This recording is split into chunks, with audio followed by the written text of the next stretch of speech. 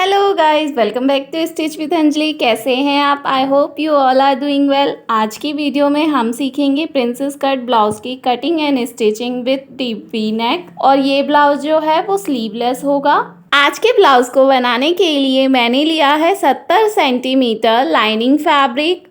According to bust size मैंने 4 fold किया है। जितना भी आपके बस्ट साइज का 4th पार्ट हो उसमें प्लस 3 इंच मार्जिन करके 4 फोल्ड कर लें।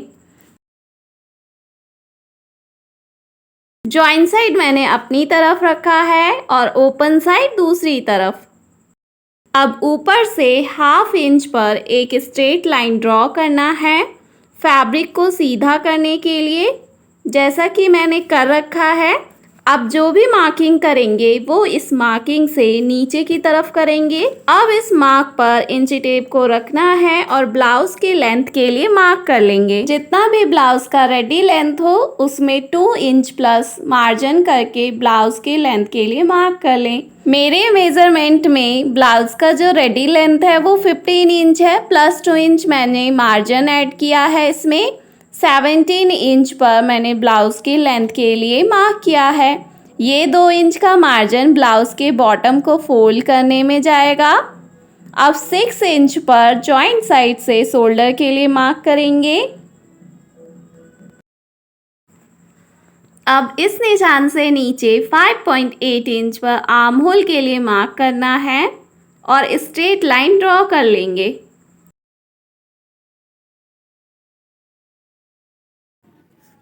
अब इस कोने से इंच टेप को रखना है और 1.3 इंच पर एक मार्क करना है और बैक आर्म होल का शेप दे देना है। अब इसी कोने से अगेन 1 इंच पर मार्क करना है और फ्रंट आर्म होल के लिए गोलाई दे देना है। Back and front arm hole में गोलाई देने के बाद जॉइंट साइड से 3 इंच पर नेक विड्थ मार्क करेंगे और 6.5 इंच पर फ्रंट नेक की लेंथ मार्क करेंगे और वी नेक ड्रॉ कर लेंगे। देखिए इस तरीके से स्केल को तिरछा रखें और एक लाइन ड्रॉ कर लें। आप चाहें तो इसमें थोड़ा सा शेप भी दे सकते हैं अपने अकॉर्डिंग। अब ऊपर से 10.5 इंच पर टक्स पॉइंट के लिए मार्क करेंगे और इसी मार्क के बिल्कुल सीधे में 4 इंच पर मार्क करेंगे। और ये जो मार्किंग है ना वो आपको अपने दोनों एपेक्स पॉइंट के डिस्टेंस के अकॉर्डिंग लगाना है। अब बॉटम की तरफ जॉइंट साइड से 3.5 इंच पर मार्क करेंगे। अब इन दोनों मार्क को स्ट्रेट लाइन से जॉइन कर देंगे। अब यहाँ इस कोने से आगे की साइड 1/2 इंच पर एक मार्किंग करेंगे और नीचे वाले मार्क को ऊपर वाले मार्क से शेप देते हुए मिला देंगे। ये जो मैंने शेप दिया है वो प्रिंसेस कट ब्लाउज का शेप है। आप भी इसी तरीके से हल्का सा कर्व शेप देते हुए ऊपर वाले मार्क को नीचे वाले टक्स पॉइंट वाले मार्क से मिला लें। प्रिंसेस कट का शेप देने के बाद अब यहाँ नीचे की साइड इस वाले निशान से आगे 1.5 इंच पर प्लीट के लिए मार्क करेंगे और इस मार्क को ऊपर 1 इंच तक सीधा रखेंगे। उसके बाद इस तरीके से शेप दे देंगे प्लीट का ऊपर वाले मार्क से ज्वाइन करते हुए। इतना करने के बाद फिटिंग की मार्किंग कर लेंगे। तो सबसे पहले हम किस चीज़ का मार्क करेंगे? बस्ट राउंड का। तो जितना भी आपका बस्ट राउंड हो उसे 4 से डिवाइड करें और जो भी आता है उसमें प्लस 1 इंच कर ले सिलाई मार्जिन के लिए और निशान लगा लें। तो मेरे मेज़रमेंट में ये आया है 9.5 इंच। तो मैं 9.5 इंच पर मार्क कर लूँगी और इस मार्क से आगे 2 इंच हम मार्जिन के लिए भी मार्क कर लेंगे ताकि अगर हमारा ब्लाउज कभी टाइट हो तो हम उसे ढीला कर सकें। अब वेस्ट राउंड का मार्किंग करेंगे। तो नीचे की साइड जितना भी आपका वेस्ट राउंड हो उसे 4 से डिवाइड करें और जितना भी आए उसमें प्लस 2.5 इंच प्लीट को और सिलाई मार्जिन ऐड करके वेस्ट राउंड का मार्किंग कर लें। तो मेरे मेज़रमेंट में बस्ट राउंड का 4th पार्ट है 7 इंच प्लस 2.5 इंच मैंने किया है प्लीट और सिलाई मार्जिन के लिए। तो टोटल हो गया है 9.5 इंच। तो मैं 9.5 इंच पर बस्ट राउंड के लिए मार्क कर लूँगी और इस मार्किंग से आगे के लिए 2 इंच पर मार्क कर लेंगे। अब नीचे और ऊपर वाले दोनों फिटिंग वाले मार्क को स्ट्रेट लाइन से जॉइंट कर लेंगे। अब यहाँ पे 1 इंच ऊपर की तरफ मार्क करेंगे बॉटम की तरफ और इस तरीके से शेप दे देना है। और ये जो मार्किंग किया है वो इसलिए किया है ताकि जब हम ब्लाउज में तुरपाई करें बॉटम की तरफ तो कोना ना निकले। अब शोल्डर को डाउन करेंगे, जिसके लिए यहाँ आर्म होल की तरफ 1/2 इंच नीचे की तरफ मार्क करेंगे और इस मार्क को नेकलाइन वाले मार्क से स्ट्रेट लाइन से जॉइंट कर देंगे। अब इस मार्क से ऊपर 1/2 इंच पर सिलाई मार्जिन के लिए मार्क करेंगे और स्ट्रेट लाइन ड्रॉ कर लेंगे। अब हम बैक आर्म होल की मार्किंग पर इसे कट कर लेंगे। दोनों पार्ट को अभी हमें बैक आर्म होल की मार्किंग पर ही कट करना है।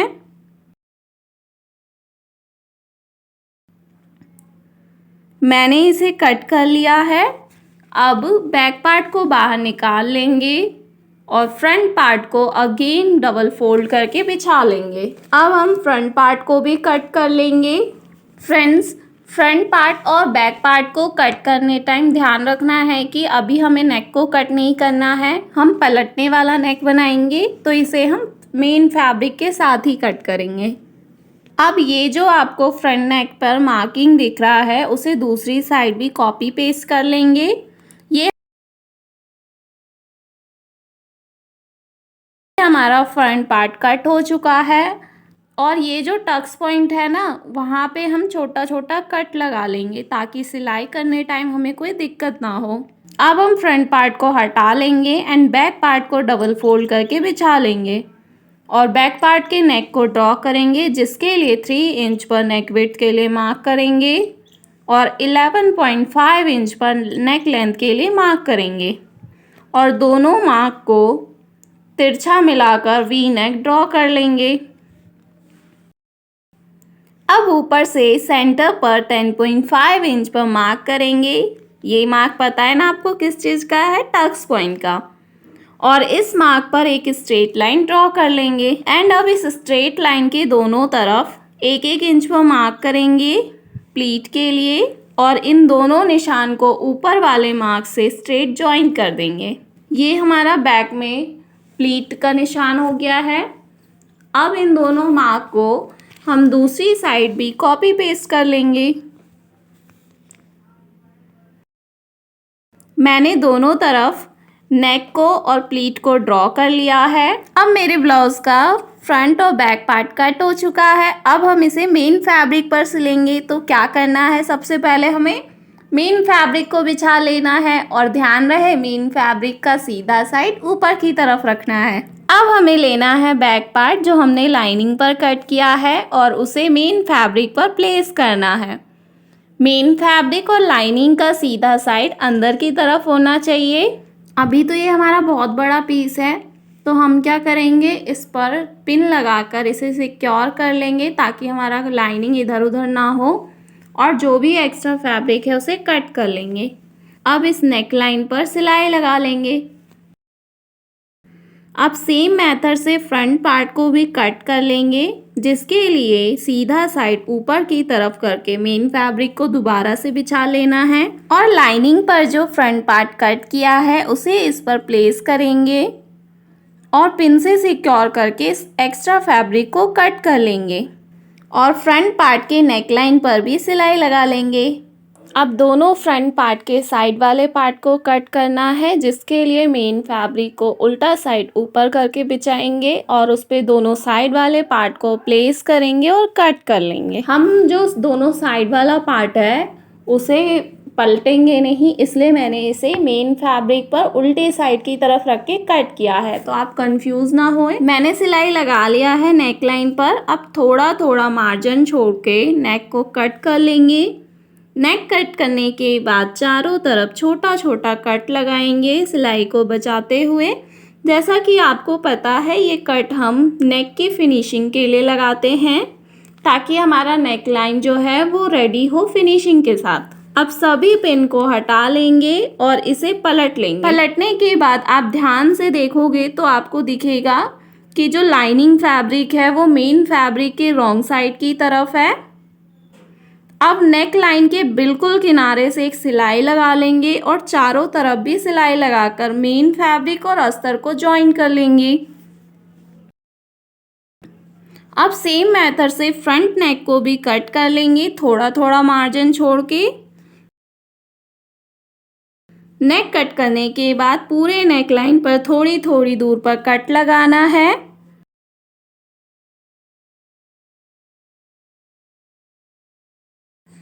एंड पिन को रिमूव कर देना है और लाइनिंग को रॉन्ग साइड की तरफ पलट लेना है। और फ्रंट नेक लाइन पर भी बिल्कुल किनारे से एक सिलाई लगा लेना है और चारों तरफ से भी इसे सिलकर अस्तर और मेन फैब्रिक को जॉइन कर लेना है। देखिए मैंने सिलाई लगा लिया है बैक पार्ट पर।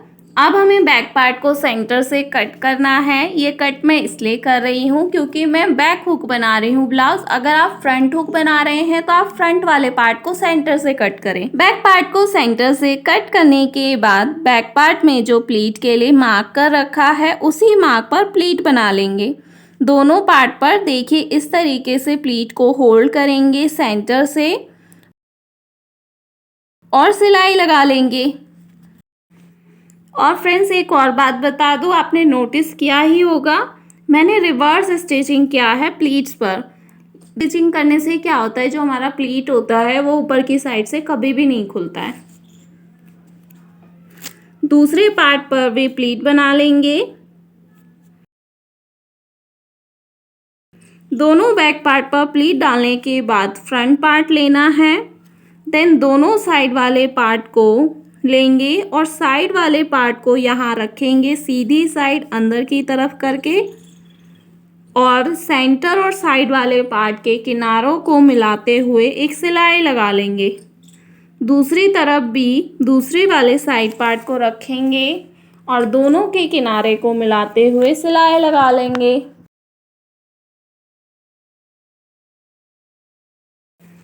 फ्रेंड्स जब आप प्रिंसेस कट जो है उसे एक बार ज्वाइन कर लें तो फिर उसके बाद ये जो कर्व शेप है ना वहाँ पे थोड़ी थोड़ी दूर पर कट लगा लें। कट लगाने के बाद ये जो सिलाई मार्जिन वाला फैब्रिक है उसे एक तरफ करके फ्रंट साइड से बिल्कुल किनारे से एक सिलाई लगा लें। ये मैं आपको दिखाना चाहती थी पर मेरा वीडियो रुक गया था बनाने टाइम, इसलिए मैं आपको शो नहीं कर पाई।